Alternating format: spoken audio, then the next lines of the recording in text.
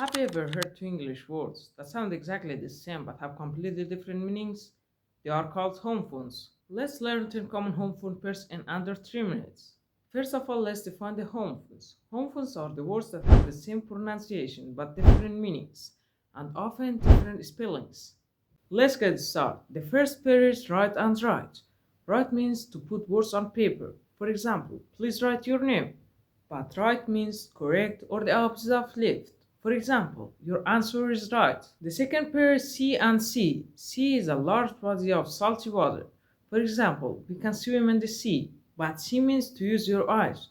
For example, I can see someone is watching my video. The third pair is flower and flower.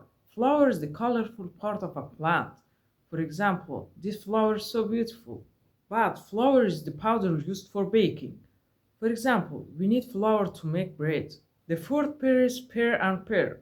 Pear means two things together. For example, I bought a pair of shoes. Pear is a sweet fruit. For example, she ate a pear. The fifth pair is son and son. Son means a male child.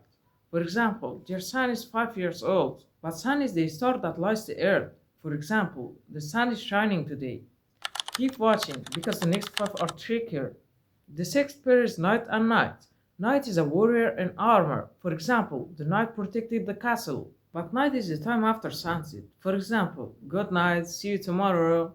The seventh pair is mail and mail. Mail means letter or packets.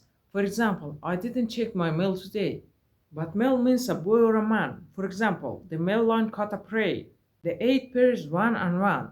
One is a number. For example, I have one apple. But one is the past tense of win. For example, our team won the game. The ninth pair is hole and hole. Hole is an opening in something. For example, there's a hole in my shirt.